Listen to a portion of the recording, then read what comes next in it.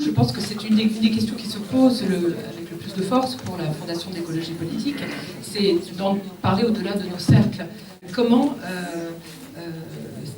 faire que ces vertus diffusent de sobriété, de frugalité, d'abord, est-ce qu'elles sont minoritaires et comment pourraient-elles être diffusées dans la société?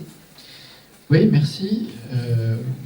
Effectivement, je pense que pour répondre à cette question, je suis assez d'accord avec les obstacles qu'a identifié Dominique. Et je voudrais repartir justement un peu de ces obstacles pour voir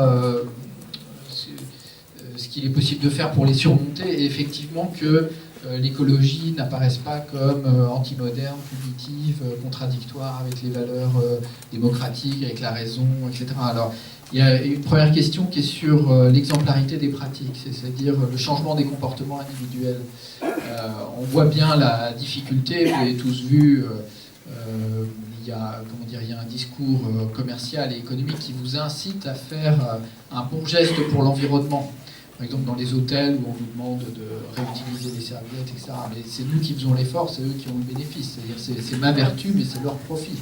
Donc on est bien dans la scission des vertus et des intérêts, c'est-à-dire, je ne sais pas, dans le fond, si le petit geste que j'ai fait, est-ce qu'il va être répercuté effectivement sur des pratiques environnementalement favorables ou pas.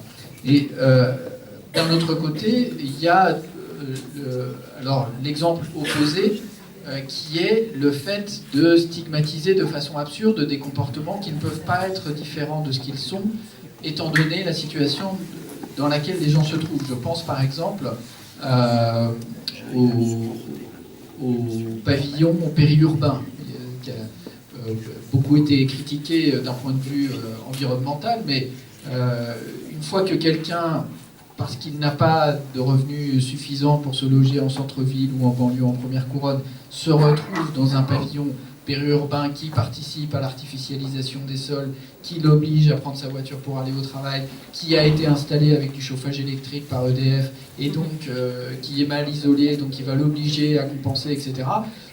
C'est vrai que le discours de culpabilisation n'a pas énormément de sens, et donc l'intervention sur le changement des comportements est, comme l'a dit Alice en introduction, à la fois saugrenue et inquiétant. On ne voit pas exactement...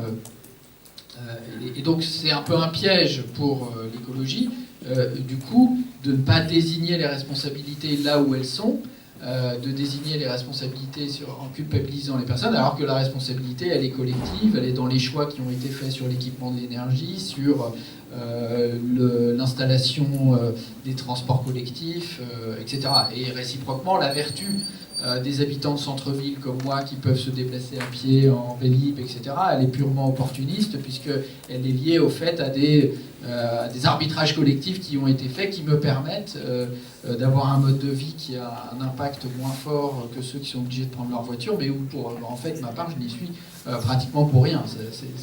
C'est la chance que j'ai d'avoir un déplacement par rapport au travail assez simple, etc. Alors pourquoi est-ce que je reprenais cet exemple des hôtels?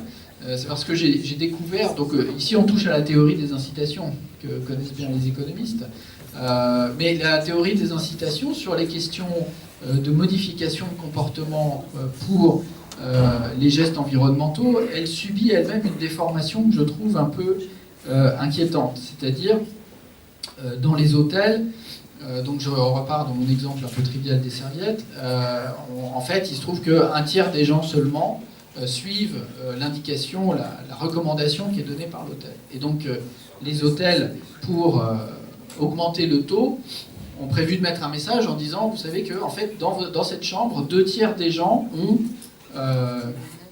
fait cette économie, et donc le fait qu'on dise que 2/3 des gens l'ont déjà fait, c'est plus incitatif pour le faire. Mais je souligne au passage que c'est faux. Et parce que ça renvoie au nouveau courant qui a été lancé aux États-Unis par Cass Sunstein sur les nudges, c'est-à-dire une théorie des incitations qui est transformée, qui vise à pousser les gens à faire le bon geste, mais tout en reconnaissant que les gens ne sont pas simplement des acteurs rationnels qui optimisent leurs choix, mais aussi parfois qu'ils raisonnent mal, qui se trompent, qui font des raisonnements absurdes. Il faut les inciter par des petits trucs, des petites astuces, mais qui ne fait pas appel à leur raisonnement rationnel. Donc, une espèce de théorie des incitations transformées où, pour que les gens se détournent de la malbouffe, qu'ils fassent de l'exercice, on va développer un mode d'incitation différent. On peut appeler en fait une sorte de paternalisme libéral. Alors, il était question dans une table ronde précédente de justement le problème de dictature des experts, autoritarisme vert, etc. Il y a aussi cette perspective possible d'un paternalisme libéral parce que qui est effectivement gênante parce qu'on sort de ces paradigmes qu'a rappelé comme une ligne de conduite Dominique, et j'y adhère, c'est-à-dire la raison, la démocratie, la capacité de délibérer, de choisir par soi-même. Parce qu'au moins la théorie de l'acteur rationnel, qui est la théorie économique, elle est hyper réductrice, elle réduit la raison à un calcul utilitaire, mais elle a au moins ce mérite de considérer que l'homme a au moins cette vertu, c'est qu'il est rationnel. Alors, si on abandonne cette hypothèse, on entre effectivement dans un monde de paternalisme libéral dont on ne voit pas bien, dont on voit au contraire trop bien les dérives. Et pourtant, on voit bien que sur des questions comme l'obésité ou sur des questions comme l'énergie, il faut bien que ce soit les comportements individuels qui changent. Sur l'énergie, les économies d'énergie sont quand même un des volets importants de la transformation, de la transition énergétique, me semble-t-il. Et là, ça passe quand même beaucoup par des questions d'évolution des comportements. Mais quelle est la représentation implicite des acteurs ? Et c'est vrai qu'on a peu l'habitude de parler en termes de vertu. Donc quelle est la représentation du citoyen ? Est-ce que c'est simplement un consommateur et injusticiable, donc sur lequel on peut faire peser des coûts ou des incitations, ou un justiciable qu'on va pouvoir menacer, ou au contraire qui pourrait brandir des droits ?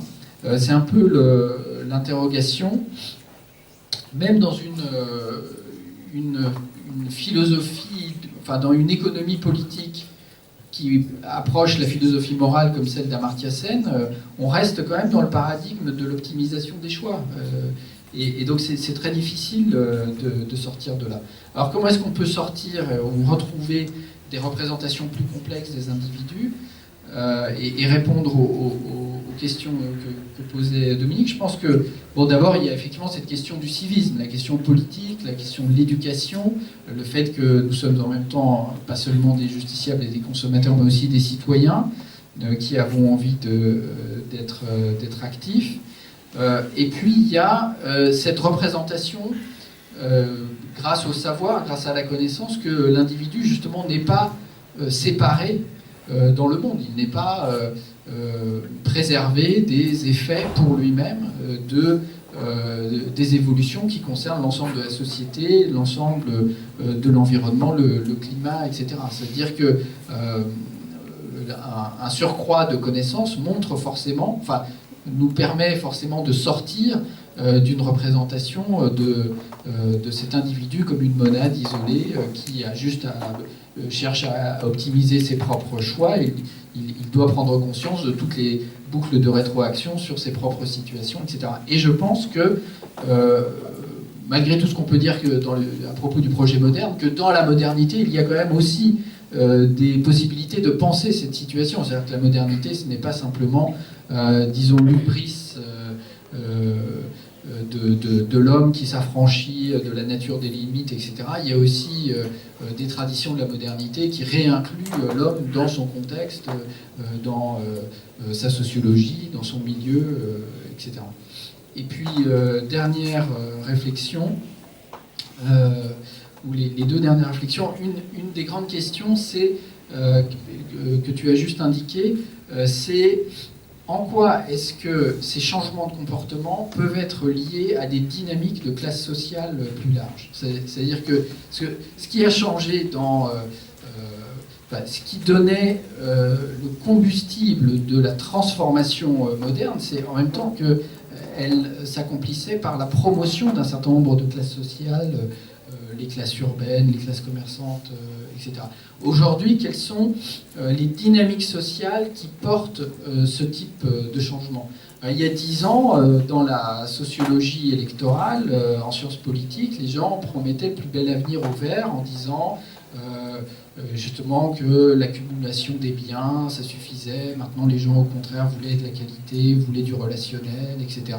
Et que ça voulait dire des partis verts à 20-30% très très rapidement parce que ça s'imposait. Bon, cette dynamique ne s'est pas avérée, comme tout le monde le constate, mais il y a quand même cette question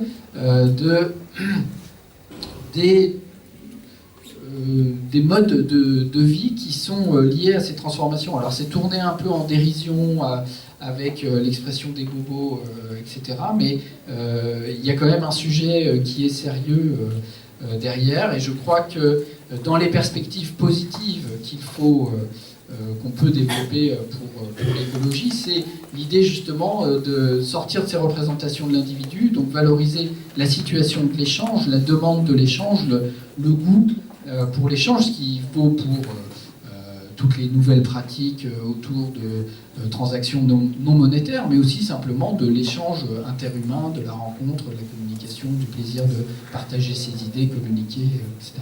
Merci beaucoup.